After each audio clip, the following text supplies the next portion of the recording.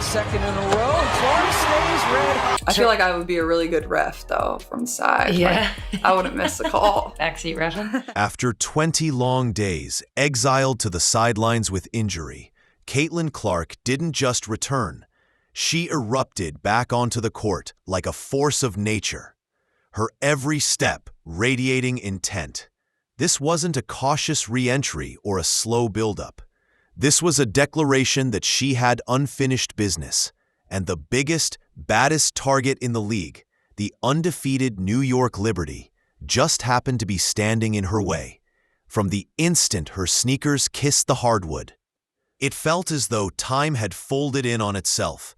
No rust, no hesitation, no hint she'd been gone.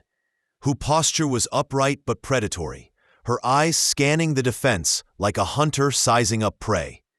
Each subtle movement carried a weight that said this night wouldn't be business as usual. This wasn't a reunion. It was a battlefield, and Clark had arrived not for a friendly contest, but to put the Liberty on trial under the brightest, most merciless spotlight the WNBA could offer. Nicely done to get it inside to Mitchell. Those two have such a great connection, especially. What followed was nothing short of basketball theater. A masterclass that blurred the lines between instinct and artistry. Caitlin Clark didn't just play, she orchestrated. On her first trip down the court, she skipped the warm-up act entirely, slicing the defense with a no-look dime so quick and precise it froze the Liberty in place. It was the kind of pass that makes you lean forward, realizing you're watching something rare. Seconds later, the chemistry with Aaliyah Boston snapped into focus. A quick read, a perfect lead, and Boston was in prime position to score before New York even knew what hit them. Then, in transition, Clark went full quarterback, rifling a laser through traffic so pure it could have been measured in miles per hour. Every possession felt like a setup for something bigger, and that's exactly what it was. A slow tightening of the vice around an undefeated team's composure. Caitlin Clark! By the midway point of the first quarter, the crowd could sense it. Something special was brewing. Clark had already piled up 3 assists with 3 minutes still left on the clock, and she hadn't even taken a shot yet. That restraint broke in spectacular fashion. First, she froze an elite defender, slipped past contact like water through fingers, and finished an and one with a glare that could cut glass. Then came the eruption. 3 threes in under 60 seconds. 2 of them from so far out, they looked like casual half-court heaves. Except these weren't prayers. They were precision strikes. Each make detonated a fresh wave of noise in the arena. Her body language didn't just say, "I'm back." It screamed, "I'm in control." The Liberty, once poised, now found themselves chasing a rhythm they couldn't slow, a pace dictated entirely by one player's unrelenting confidence. And then steps back with the 3 over Brianna. This wasn't just deep shooting.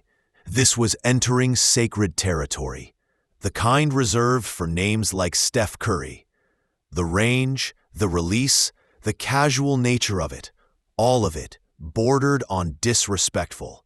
And here's the thing, she'd been out for nearly 3 weeks. No rehab scrimmages, no gentle conditioning games, just 3 weeks of absence, then a volcanic eruption from the jump. Early in the second quarter, New York tried to bait her by sagging off, a defensive gamble reserved for rookies. She made them pay instantly, drilling another dagger from so deep the cameraman nearly missed it in the frame. Even her free throws carried an edge, the ball slicing clean through the net like it was avoiding contact with air itself. Each possession turned the spotlight hotter.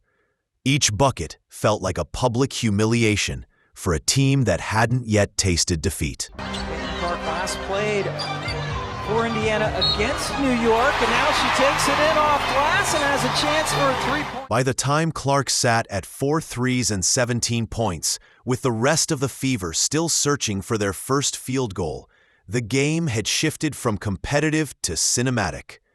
The kind of performance that makes you check the box score twice just to believe what you're seeing. Then came the fireworks, a fifth three, part of a 38-second stretch so absurd it almost broke the scoreboard operator. Lexi Hull suddenly caught fire, and the Fever weren't just keeping pace, they were sniffing at a franchise record. That's when the Liberty's enforcer, Natasha Cloud, ditched finesse for physicality, dishing out off-ball bumps and borderline cheap shots, the kind of tactics Clark has been targeted with since her arrival in the league. But this night, nothing stuck.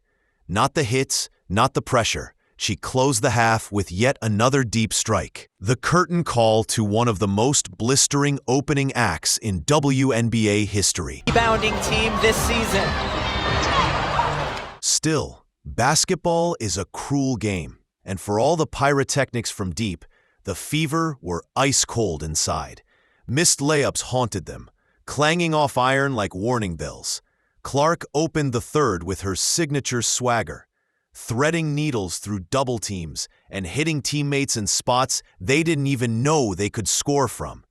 The Liberty responded in kind, ratcheting up the contact, setting screens that rattled ribs, and daring her to absorb every ounce of their veteran muscle. But here's the part they didn't see coming. She didn't flinch. Fresh off a 20-day layoff, she still managed to break them down possession after possession. She found Boston under the rim for an easy 2, then stepped back for a 3 so cold the crowd rose before the ball even dropped. For a moment, it didn't matter that the Liberty were undefeated. They looked like a team being hunted. Clark nails it. A 17-0 run. Sabrina Ionescu and Brianna Stewart finally found their groove, reminding everyone why the Liberty's record was spotless. But Clark wasn't in the mood to play underdog. Midway through the third, she pulled up from the logo, not near it, not close to it, but dead center on it. The arena froze. The ball clanged out, but the message was carved in stone. I'll shoot from anywhere, and you can't stop me. The Fever entered the fourth, still within striking distance, and the air was thick with the possibility of an upset. What followed was pure playoff-level basketball. Every trick down the floor was a haymaker, every defensive stand a test of will.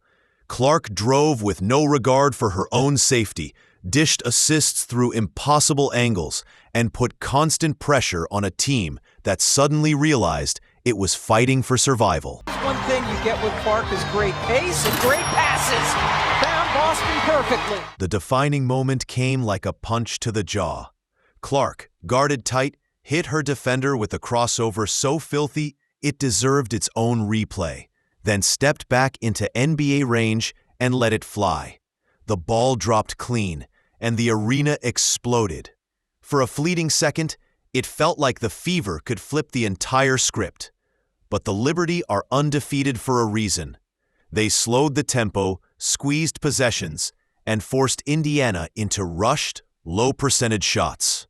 Clark did everything in her power to keep the flame alive, diving for loose balls, drawing contact, even skying for rebounds.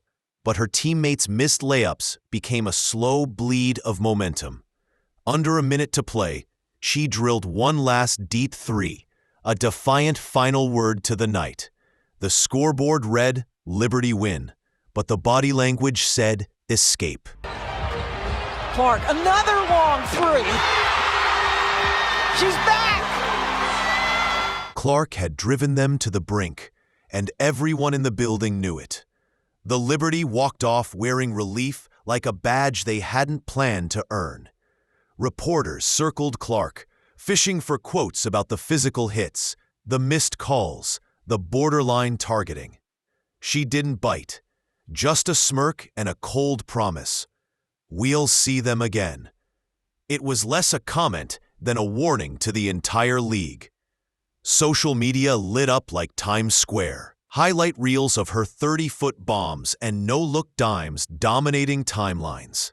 Fans weren't just impressed, they were in awe. This was her first game back, and she had nearly toppled the most dominant roster in the sport. The chatter shifted from the Liberty's survival to the Fever's future. What happens when her teammates start converting those passes at a higher clip? That question wasn't hypothetical. It was a threat. Clark, another long three. The answer to that question could shake the league's foundation. This wasn't just another regular season outing that would fade into the archives. This felt like the opening chapter of a rivalry that could define the season. Caitlin Clark hadn't simply stepped back into the game after nearly 3 weeks away. She had stared down the WNBA's most dominant, undefeated team and forced them into survival mode. She exposed cracks in their armor, made them look human, and left them walking off the court, not with the swagger of champions, but with the relief of survivors. By sunrise, the Liberty's win was almost irrelevant.